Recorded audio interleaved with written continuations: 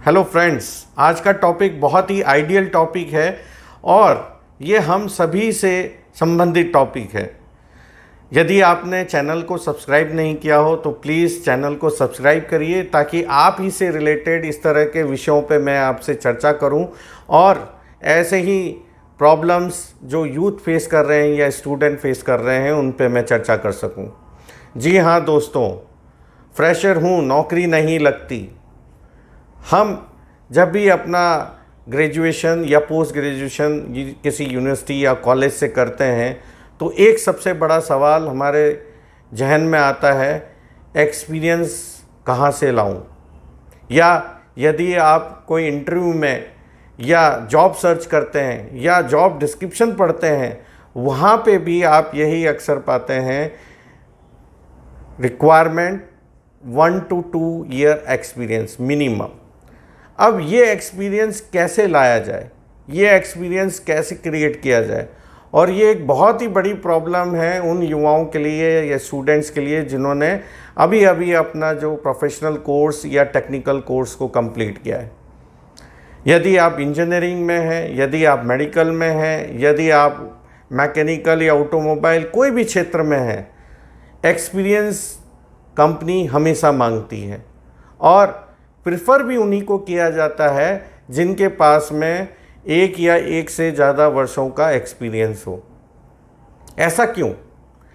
क्योंकि आजकल कंपनियां अपने अनुभव के तौर पर ये जान पाई है कि अधिकतर लोग एक्सपीरियंस लेने के बाद में या सीखने के बाद में वो कंपनी को 1 से 2 वर्षों के बीच में छोड़ के चले जाते हैं, और जिससे उनका जो लागत है, जो उनके ट्रेनिंग से रिलेटेड या उनके नॉलेज एनहांसमेंट से रिलेटेड जो कि एम्प्लॉय को दी जाती है, उस लागत का आरओआई भी वो नहीं निकाल पाते हैं, जिसे कि रिटर्न ऑन इन्वेस्टमेंट कहा जाता है।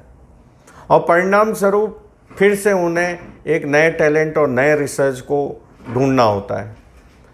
तो इसी कारणवश से अधिकतर ये देखा गया है कि कंपनीज अपने जॉब डिस्क्रिप्शन में मिनिमम 1 से 2 वर्ष के एक्सपीरियंस को मांगती है।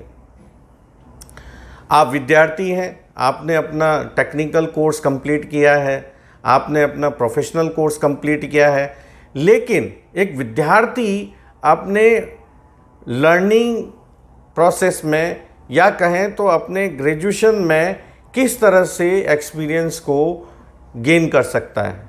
जी हाँ दोस्तों, आज मैं कुछ इन्हीं सॉल्यूशंस पे बात करूँगा कि एक विद्यार्थी अपने जीवन में पढ़ते वक्त किस तरह से अपने एक्सपीरियंस को एनहांस कर सकता है। तो सबसे पहला तरीका आता है कि आप अपने आप को अपडेटेड रखें उस इंडस्ट्री से।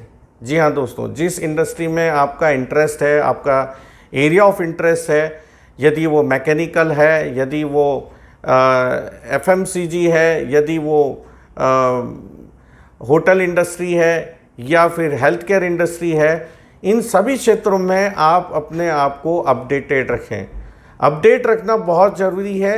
अपडेट रखने से आप उस इंडस्ट्री की अपॉर्चुनिटीज़ को तो आइडेंटिफाई करते ही करते हैं, और क्या टेक्नोलॉजी या क्या नॉलेज उस इंडस्ट्री के अंदर में क्रिएट हो रहा है, गेन हो रहा है, ये भी बहुत ज़रूरी है। जी हाँ दोस्तों, एक सबसे बड़ी गलती स्टूडेंट्स अपने ग्रेजुएशन या पोस्ट ग्रेजुएशन के दौरान करते हैं, वो है समर ट्रेनिंग और इंटर्नशिप। समर ट्रेनिंग और इंटर्नशिप एक ऐसा स्टेप है जिसमें कि आप अपने आप को ग्रूम अप कर सकते हैं, अपने लर्निंग्स को ग्रूम अप कर सकते हैं, वहाँ के तौर तरीके सीख सकते हैं, वहाँ के लोग किस तरह से काम करते हैं, क्या एनवायरनमेंट होता है, क्या हायरार्कीज़ फॉलो होती हैं, ये सभी चीज़ें आप अपने इंटर्नशिप और समर ट्रेनिंग के दौरान सीख सकते हैं। और यही एक्सपीरियंस आपको एलिजिबल करता है एक इंडस्ट्री में अपना मुकाम बनाने के लिए, अपनी पोजीशन बनाने के लिए। अब ऑर्गेनाइजेशन कैसे चूज़ की जाए? तो आप जब भी ऑर्गेनाइजेशन चूज़ करते हैं समर ट्रेनिंग के लिए या इंटर्नशिप के लिए, सबसे पहला क्राइटेरिया ये देखें कि जिस क्षेत्र में आपने अपनी स्टडी की है या ग्रेजुएशन किया है, उसी क्षेत्र से रिलेटेड या एरिया ऑफ इंटरेस्ट से रिलेटेड आपकी ऑर्गेनाइजेशन होनी चाहिए। यदि आपने ग्रेजुएशन हेल्थ केयर में किया है तो आपका इंटर्नशिप भी किसी हेल्थ केयर ऑर्गेनाइजेशन में होना चाहिए। यदि आपने किसी आईटी में अपना ग्रेजुएशन किया है तो उसी से संबंधित आपकी ऑर्गेनाइजेशन होनी चाहिए, जिससे कि आप उस ऑर्गेनाइजेशन को गहराई तक समझ सकें और उसमें अपना एक अच्छा अनुभव भी प्राप्त कर सकें।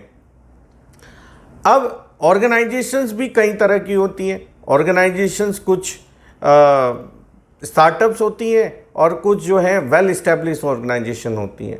तो मैं जहाँ तक समझता हूँ आप लोगों को वेल इस्टेब्लिश ऑर्गेनाइजेशन में अपनी ट्रेनिंग प्रोग्राम को तय करना चाहिए बजाय कि स्टार्टअप्स में, क्योंकि स्टार्टअप्स में वो सारी चीज़ें आपको सीखने को मौका नहीं मिलती है जो कि एक वेल इस्टेब्लिश ऑर्गेनाइजेशंस में मिलेगी।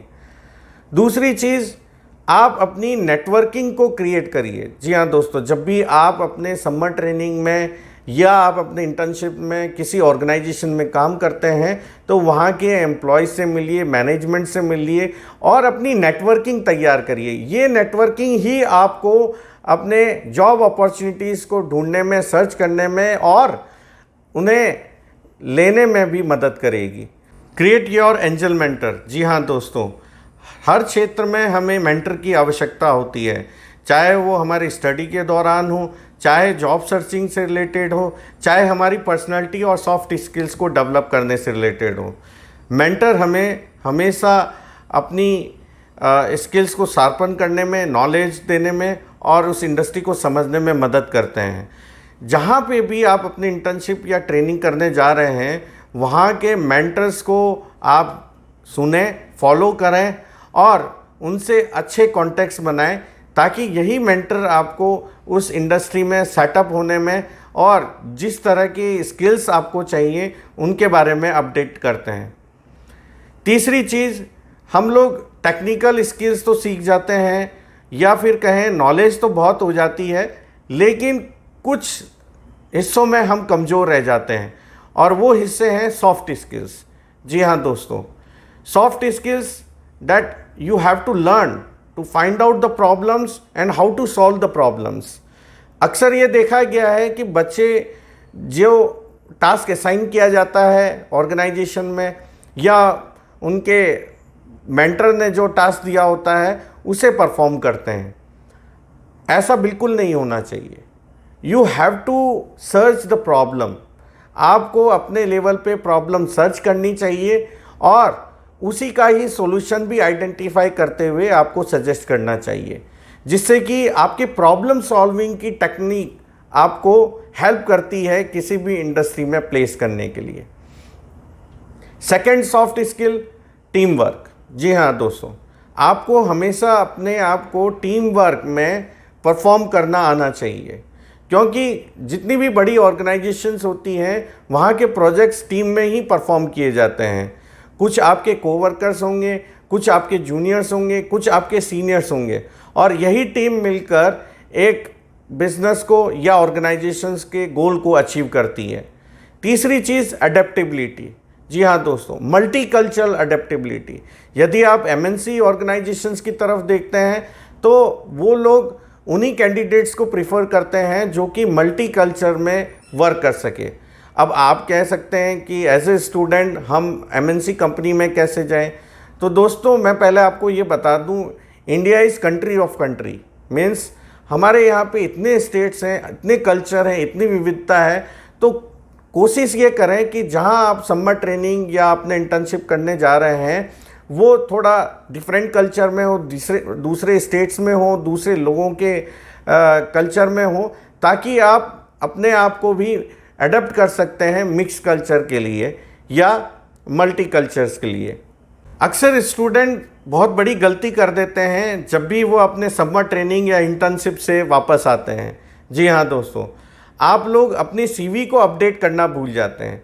Try to update your CV whatever you have learn during your internship and summer trainings.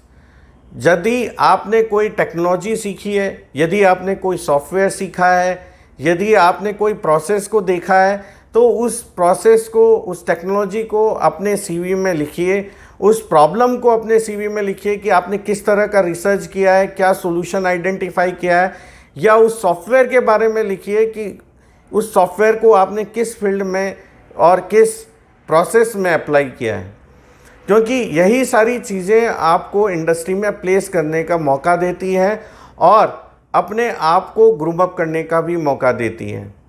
आखिरी और सबसे महत्वपूर्ण चीज़, जी हाँ दोस्तों, यदि आपने अपने समर ट्रेनिंग को या इंटर्नशिप को सीरियसली नहीं परफॉर्म किया है या किसी कारणवश आपको कोई ऑर्गेनाइजेशन नहीं मिली है, तो ऐसे कई ऑर्गेनाइजेशंस हैं जो कि आपको पेड इंटर्नशिप्स करवाती हैं।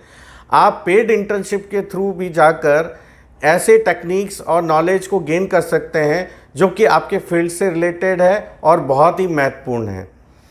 तो आज इन्हीं बातों के साथ में मैं वीडियो समाप्त करूंगा। यदि आपको वीडियो अच्छा लगा हो तो शेयर करिए, लाइक करिए और कमेंट करिए, और आपके जो एक्सपीरियंस समर ट्रेनिंग को लेकर या इंटर्नशिप को लेकर हैं वो आप ज़रूर हमसे शेयर करिए। Thank you.